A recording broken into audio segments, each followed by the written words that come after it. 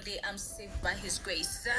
But this does not mean that I haven't had my fair share of setbacks. I've gone through anger, I've gone through depression. But you know what? I've risen above my circumstances. And guess what? I'm only 21 years old.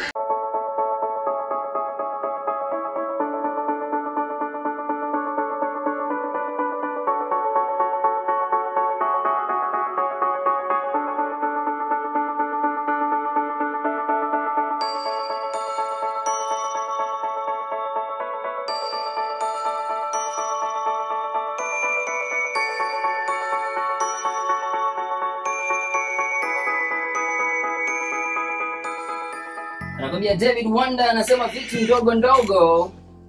Anakwambia hizi vitu ndogo ndogo bana zisikufanye yani ufeel yani like you are little. Okay, no, it didn't make sense. But yes, let them not make you feel retro. And I want to send a special shout out to a listener listening from Denmark. And kuenda juu huko kitoko. Unanikazia kichuna, unanikazia bana. Pole baba, haya. Si usome zanza wewe ndio iko karibu. Susan Mitai, mother to our lovely guest from Denmark. Anasema kwa anatusikiza. Asante sana. Mutinda George unakuwa pale ndani ya Luthuli from Denmark to Luthuli. Wewe bana hata ungeandika Los Angeles hapo bana. Why? Luthuli Avenue. Ama you have Luthuli Avenue in Denmark? No. Maybe? No. Unamwenjoy mtu yuko Luthuli lakini uko heaven, yuko na street named after him. In gold. Bonge la TV. Walipata pale vizuri. Watu wanatekeza pesa. Tuende kwa Victoria. So you said you're in Denmark. Yes. And you said something earlier like you're born and raised in Kenya. But then you're in Denmark. Yeah. Sababu ya Kizungu. Alafu mama text hapo amesema descending from Denmark. Yeah. How was how did the transition come? Okay, so my dad died when I was 3 years old. Oh, and it's okay. And my mom was very, very young. So I was pestering her like, Mom, you need to get married. Oh, better kamutu. You need to. And also how old were you? I was around 11. Yani no, I felt no being yani wewe unaambia mama wewe mama umepoeka tu kupata mtu daddy kwa maisha, like you really want a fatherly figure around you. And my mom was also very young, so luckily she found love, and that's how we went to Denmark. Yeah. Now katia passport akina kwa mimi siwezi kwenda Denmark peke yangu. Nkatha, by the way, they met, and she was actually, my mom is also a motivational speaker. She's also an author. Wow. And she was doing her thing, and somebody saw her, said, this is my, and that's how it happened. She's a powerful woman as well, a pastor and a business lady as well. So she's the source of my inspiration. So did you connect with your new dad? Was it easy? It wasn't easy because, first of all, you come into a country that you have nobody at all. We didn't know anyone there, and we're alone. Now, instead of focusing on that, I focus more on settling and getting to learn the language. I mean, we speak Danish in Denmark, and you try to get to know people, and then also it's something different. It's something different, and I was so excited. And then when it was winter, so it's a baridi na snow. I mean, it was different, completely different atmosphere, completely different environment. No, there's a time at niligonjeka sana. Let me tell you, niligonjeka vibaya sana, and it got to me really. And that's when you really miss some but also family, for family's sake. I mean, all our relatives are here and so on and so forth. You miss that. And then Denmark being a country where people just keep a distance, everyone is minding their business, and then you miss that connection where you are around people every time. You have that love. There's a certain love here that you kind of miss because everyone is minding their business. That's the life in Europe, basically. Wow. And so let's talk about earlier on last week we were talking about things that you've actually gone through, and that you being who you are is a result of decisions that you had to make for your life. And you said something about your depression and how it took a toll on you. First as a young person, and then unajua kuna situations zingine tunajua watu wazee ndio wanapata hiyo depression peke yake, si watu ambao si watu wa. So how did it start? I think it began from now when we finally moved to Denmark. We had now having my dad. This started from Kubamba. My dad died, and then sasa unafika a point where now you have to figure out, okay, so what happens, and so on and so forth. And my mom moving to Denmark made us lose out on a lot of things that were my father's, simply because we were not viewed as children in my father's place. And it started, and I saw my mom pursue this for a very, very long time, and it hurts when your own father's family do not regard you as family. And also the transition, it wasn't easy. Exactly, having to learn a new language, it's not easy, and especially Danish. Danish is hard, and now you also don't want to go back, because getting there and then now learning a new language, you're gonna miss out on some of the things. Whereas maybe your friends are in class 7, 8, you're being taken back. But I thank the Lord so much, because we were able to learn so fast that we were even moved further ahead. Yeah, that was something very good. Now, growing in a different culture, I usually tell people now, we were kind of like confused on how we should go about it. You're raised in a culture which embraces morals, which embraces so many values and so on and so forth. Now you've moved to a country where kids are freelancers and so on and so forth. Now going to school, I had so much peer pressure. And coming in a house where your mom is spiritual and your mom has these values and your family is raised like this, and then there's the pressure. There's so much pressure. I was telling someone, listen, I had friends at 13 who were telling me about their boyfriends. I'm like, 13. Well, you're trying to figure out life.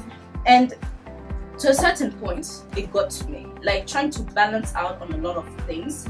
Pressure, transitioning, family, exactly. And then another thing is that if you don't fit in, you're looked at as if you're an outcast, you're an outsider. Now I'm struggling between trying to fit in, trying to please my friends, and also still be at home and be proper and so on and so forth. And this is a struggle that very many people do actually. You realize that people, especially in the social media generation, I love calling it the social media generation, people are really trying to fit in, whether it's racial issues, whether it's social status. People are always trying to fit in, and then they kind of like lose their identity. And I thank God, because I did not lose my identity. I was pulled out before I lost that. And people usually get to a point where they do not know who they are anymore, because you're caught in between and you don't understand yourself, you don't understand what's going on, and you basically don't know what to do and where to go and how to go about it. So I got into that situation, and I realized that a lot of things were not working in my life. Now, leaving aside now peer pressure, now you see that you're trying to move to this side, and then you start losing out on your mom's relationship. For instance, I started deteriorating in terms of our relationship. My mom is my best friend. Exactly. I started completely like, when you come late, you don't want to tell, that kind of situation. And I realized that I lost the connection that we had. And I thank God for my mom also, because she's a prayer warrior. She prayed and she talked to me as well. And funny enough is that once I started going outside, something in me was telling me, this is not your life. This is absolutely not your life. You have to hold back. Sasa shita ya sisi huko ndio unaletwa na mwa kucha wewe, kucha tu unakuwa na kale kitu kadogo katakwambia this is not, and you have to learn how to listen to that. Mwaka kucha tu. Nakwambia katika awamu ya pili ya jikoni, kama kawaida tupo ndani ya Inspirational Tuesday. Ni sema Nkatha kama kawaida. Nipo ndani sauti Center DJ amazing pia yuko na Susan pia yuko. Susan Wabira Yes, and our guest yuko hapa yani Miss Nkatha.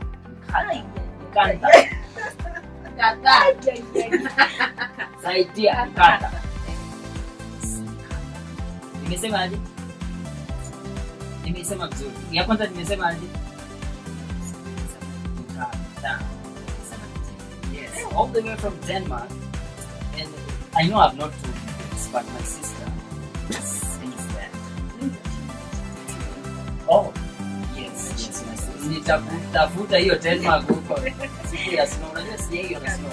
Let's talk about, in your book, something interesting that you say there, and it's about the youth versus the wild. Do you think it's right now, do you think it's easy for youths to actually make undefiled decision in a way? Yani decision zenye yani hakuna pressure, like let me be holy, let me be righteous in my world. Do you think it's easy? Absolutely not. Absolutely not. And this is why, like I said before, we have become a generation of constant striving and constant struggles, especially with the social media. And everyone is looking to live the best life. And everyone is trying to fight and get on with it, yeah? And it makes it so hard for people to decide, okay, this is how I want to live. This is where I want to stand. Because there's a constant looking at the grass on the other side. Which is greener. Exactly, which is greener. But I always tell people, if you water your grass, it's greener, it's going to get greener on your side. Because the grass on the other side might be fake. You might see someone who's living a certain way, and it's not what it seems. It's not what it seems. Waswahili walisema cha mkufuko na mkufuko. If you water your grass, it's going to be greener. Exactly. You don't matter what they see.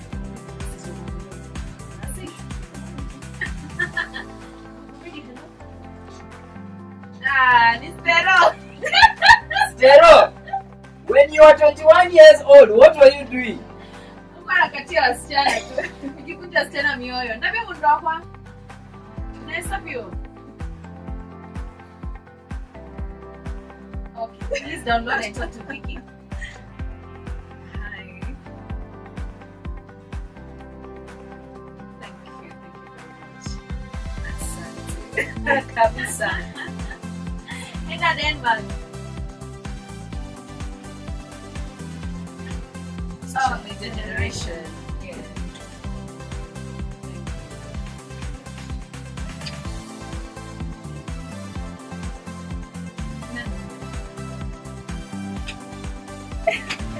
So anyway, yeah. God bless you. Yeah, it's fine. Because yes,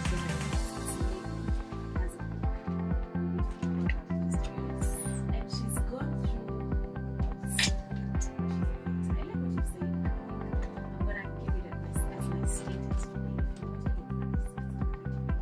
So I'm gonna feel because of your pressure. Unaangalia watu si pia pressure. Very much. Unajua ndio maana hata siku hizi mtu anakuhitaji lazima apige picha tu. Ikae ni kama Si lazima. lifestyle ya kawaida. Wacha nikwambie, kuna siku moja tuliendaga some event, alafu msee alikuwa ameona hama right beside, akapiga picha na hiyo hama na akaweka kwa social media, you're rolling with the crew, yet ajui hata hiyo hama ni ya nani. I'm telling you, that's the level we've gotten to.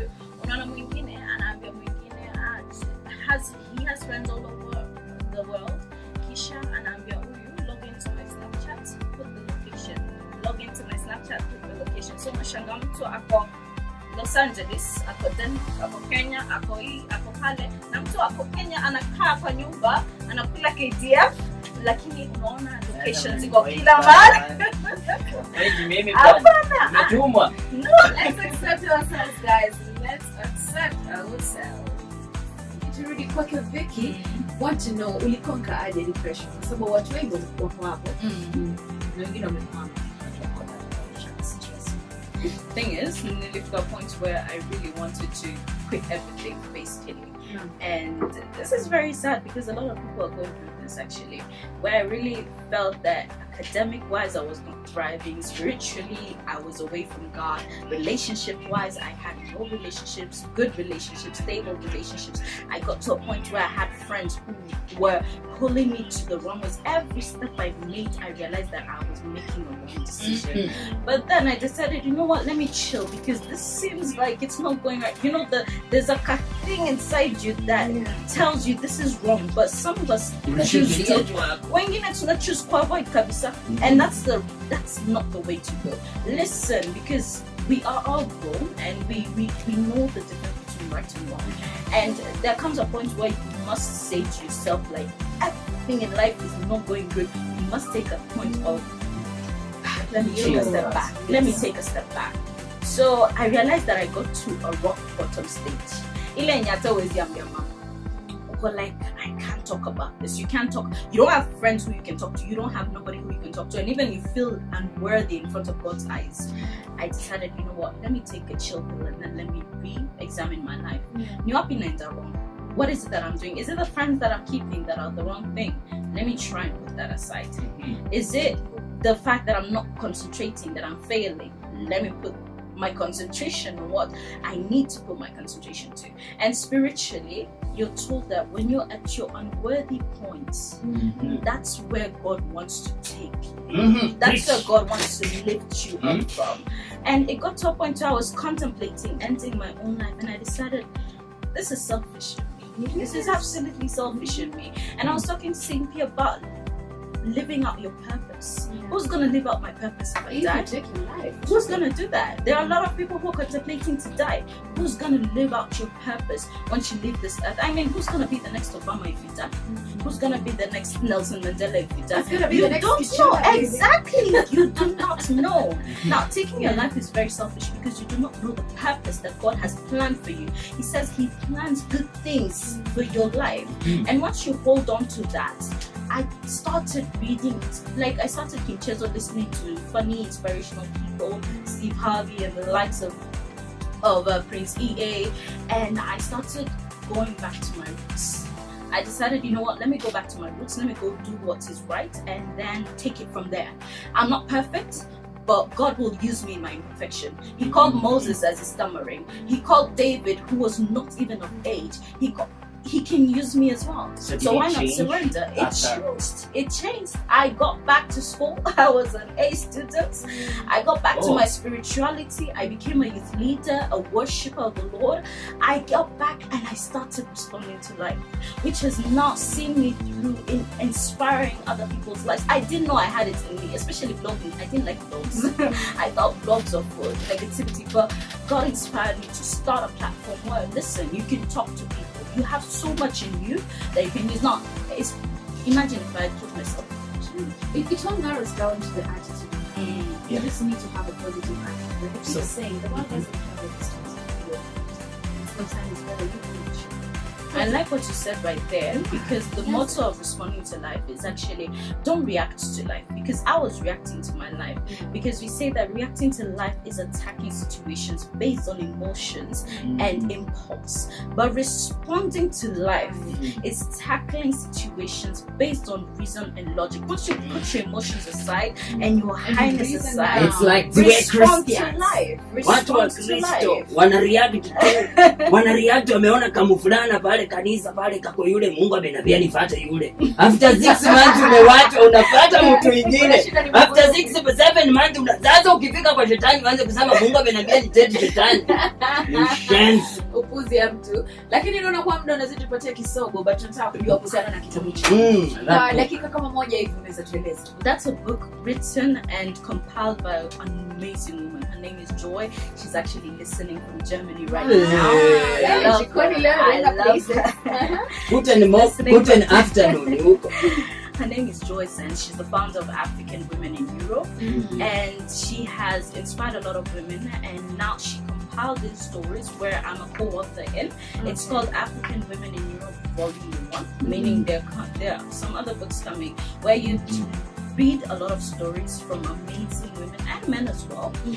But the Yeah, first one has hapo the labda first one wavulana has wako na to- umama tu the hapo first- ndo watakuwa No. Wacha kuambia kwanza. African women diaspora. Diaspora. In Europe. Eh, Europe. sasa mwanaume anafanya nini hapo?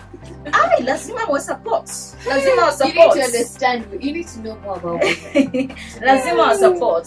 But she's an amazing woman. She Wow. compiled the stories of women who are doing great things in Europe, actually. And I am really honored that she chose me to be one of the youth. We are there with Phoebe Rugoro. She's also a youth. She's a filmmaker.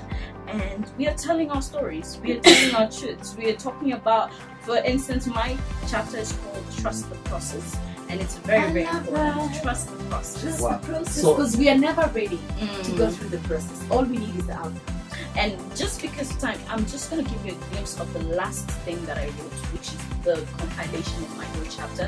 I say that diamonds take time to be refined. Now, a diamond goes through so much refining. Sometimes it takes years, sometimes it takes days, sometimes it takes a long time. And that's a process that a diamond has to go through, because its value at the end of the day, it's very valuable. It's a valuable stone. Now, when you see that your process is taking long, do not start wavering, do not start failing, do not start feeling as if God has left you. For the process, you might not know, but you're a diamond in Let me refination. ask you something, Vicky. When you simply got to just come and speak to me, Katrina, as in, I'm in that process. That's good. Honestly, Vumilia guys, shida. I'm a diamond, and that is the Vumilia best shida. way. See, she That's the best way Vumilia to look shida. at God it. ananimol, Mm. unajua? Mm. Hey, anataka tu nitokeleze hivi niko kitu ingine. Well, Thank unajua you so diamonds much, za pesa darling. ngapi? I know. Exactly. Thank you so much, darling, for coming on board. Asante sana. Yani, Thank you. ni vile tu hii show yetu na Yeah, mwanga sure. fupi sana. But it's fine. You can still have us in Denmark. Yeah, we can still come. Most Yeah. definitely. Yeah. Passport kila kitu iko straight. And this is my new read, by the way, guys. So I don't know. Africa I'm women gonna in Europe. bribe her ataniachia. Aya. So once Where, I'm where, done, to where buy can, the book. yes, where You can, can buy the book. Yeah, I'm yeah. gonna leave a link with you Oh, yes, where you yes. can share it, and they can order the book. It's gonna be delivered, and we're also working on getting a bookshop here to help us out with wow. amazing. Haya, so ikiona si tutakuwa salama. But there is something I want to read to you guys. It's inspirational tunes for today. And there is a lady in that book, actually. You need to get this book called Clara Mier. Okay, yes, that one, Clara. Anasema, fight your fight, race your race, go your journey, seek God in all you do. It's your journey. Everyone has a story to tell, good or bad. Good luck.